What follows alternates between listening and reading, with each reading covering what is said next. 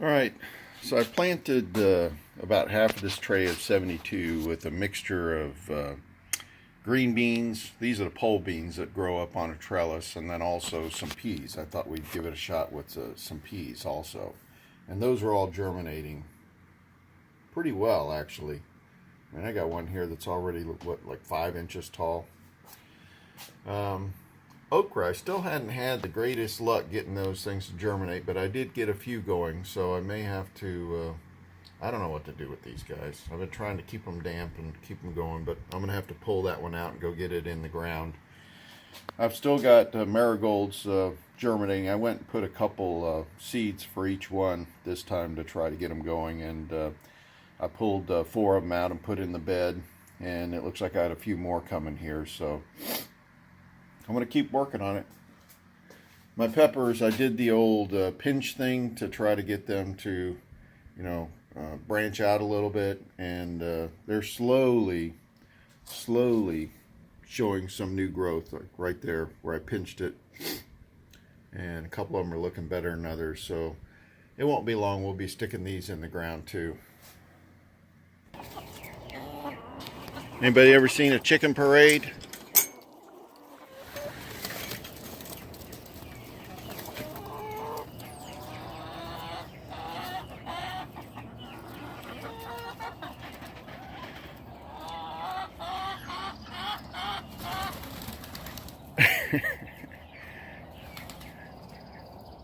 Heading on out.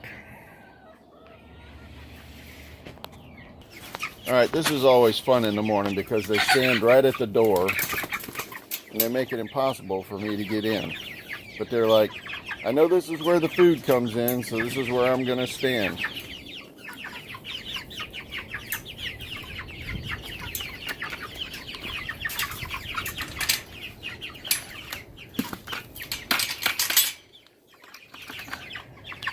Alright, you guys got to back up. Back up.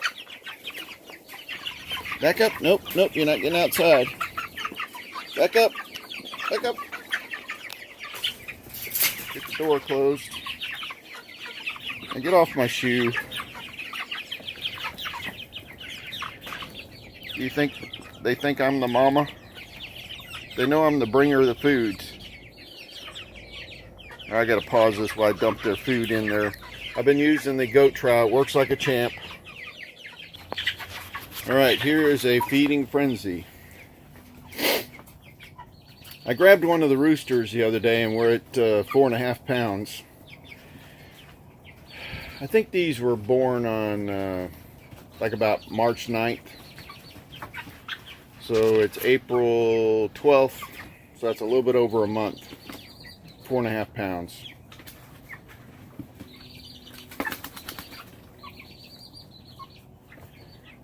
These guys are chowing down. Now over here, my poor babies, they're over here all huddled up. What's the matter, babies? Look how little these are. Remember, these are only like about a week younger. What you doing? Let's pick one up. You see, it fits very easy in my hand. These birds take about 4 or 5 months before they get to egg laying. I should have grabbed one of the other ones. That was the Rhode Island Red. These other ones, they called bantams. I forget. It's got they've got the fancy feet on them. Oh, let's see if I can reach this far. Oh, come here. I know. I'm killing you, aren't I? Look at the fancy feet on that. Got the feathers down there.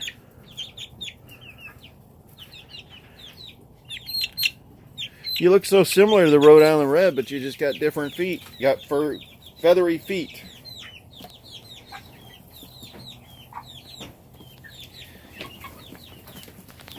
Now, if I was to put my hand down here, I can't even pick those guys up with one hand because they are huge. And you can see the roosters,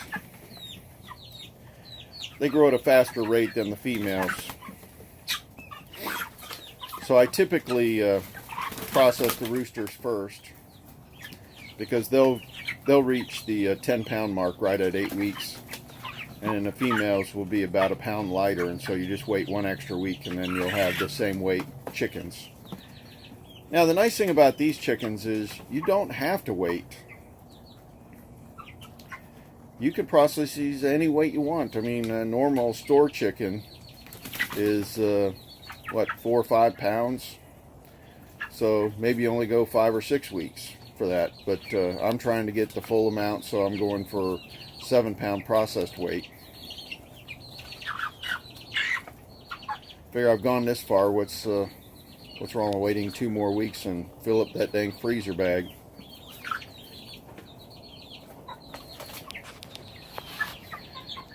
There's some happy sounds in here now.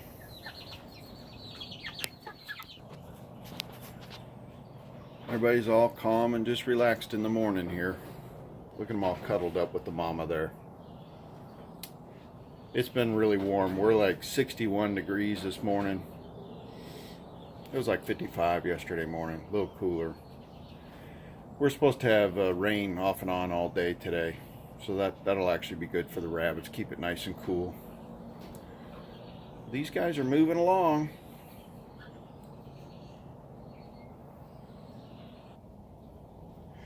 Alright, Mama, we want to see your babies.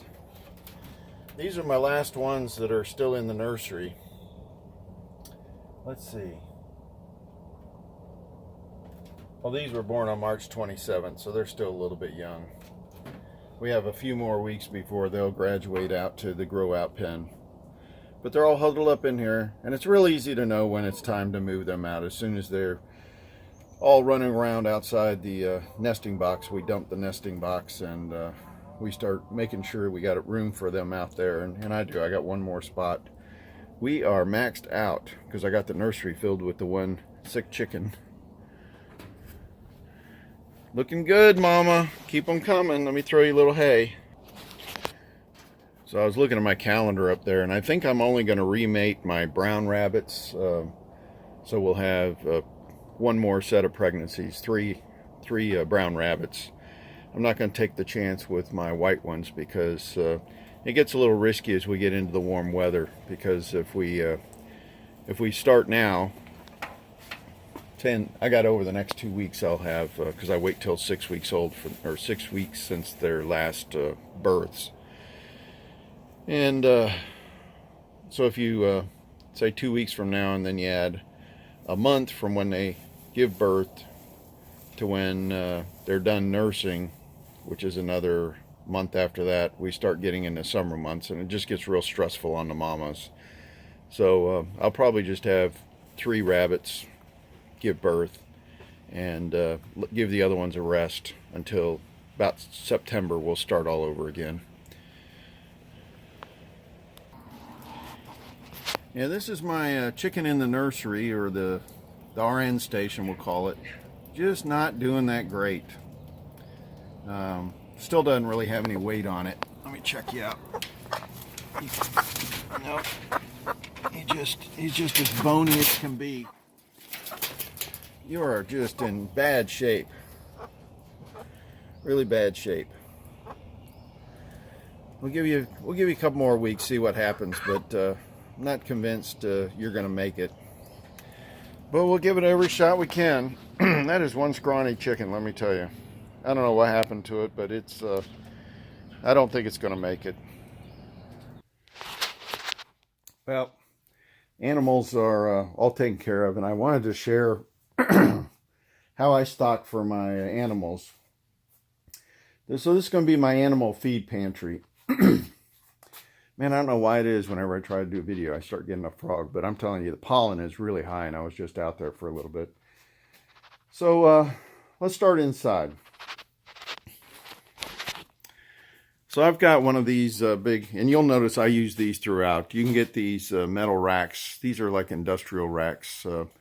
You get them from Home Depot, or you get them from Sam's Club. I've got a mix of both, just depending on where I was at. It's probably half and half. But these are, I mean, each shelf holds well over 1,000 pounds. I forget what it said now. I'll have to look it up. But so what I do is especially we're in big production right now for rabbits.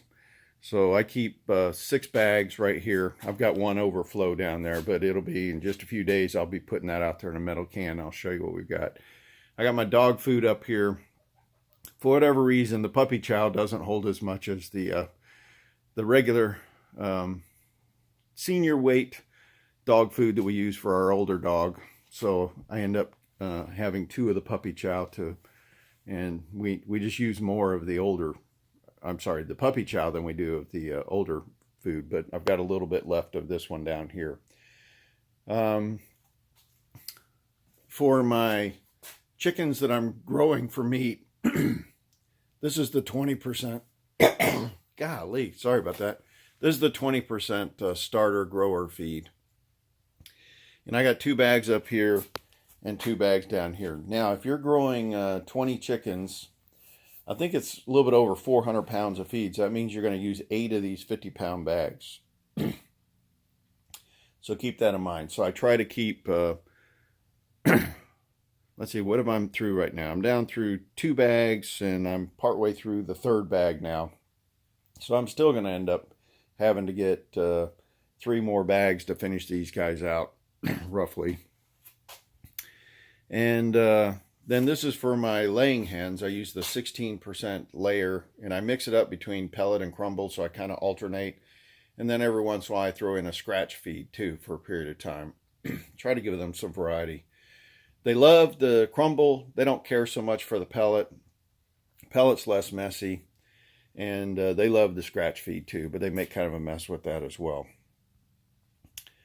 So that's kind of what I keep for my feed. And this is probably close to, well, the dog food, I probably have about a month's worth of food. The rabbit feed, that's about a month.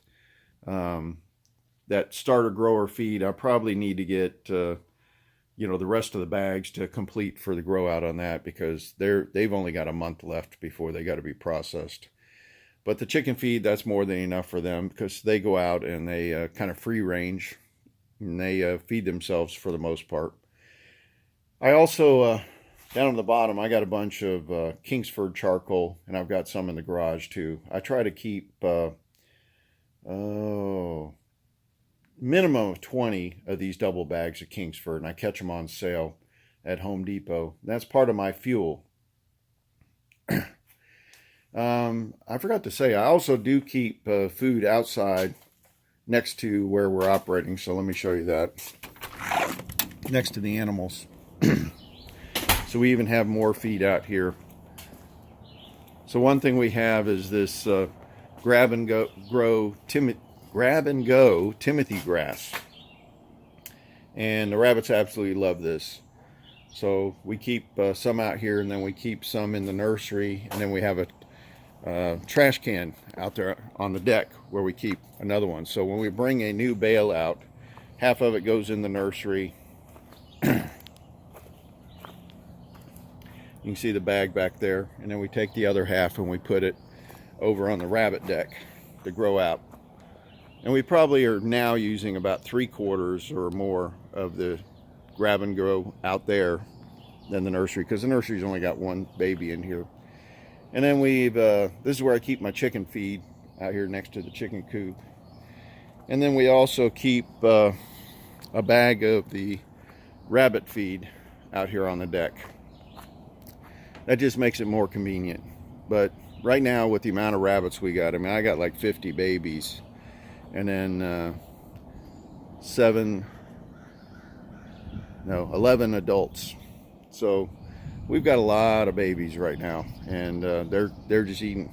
And the bigger they get, the more they eat. So sometimes we're going through a bag of feed every 2 days with the rabbits, and probably one of those grab and go bags of Timothy grass every couple days. But I wanted to show you how you need to, make sure you got enough feed for your animals in case there's an interruption. We're good for quite a while, and I make it visual, just like my regular prepper pantry, and that way you know when you got to get some more. Take a trip to Tractor Supply or wherever you're gonna get it. I will tell you, those feed bags, I've had the best luck with the plastic bags than I've had the paper bags. There's been several times I've gone to Cherokee Feed and Seed and they have the paper bags, and it's been infested with bugs, and never had that problem with the plastic bags. So keep that in mind. Maybe you save a buck at the other place, but it's not worth having a bug infested feed. All right, well, I hope you're having a great day. I hope everybody's treating you well, and God bless.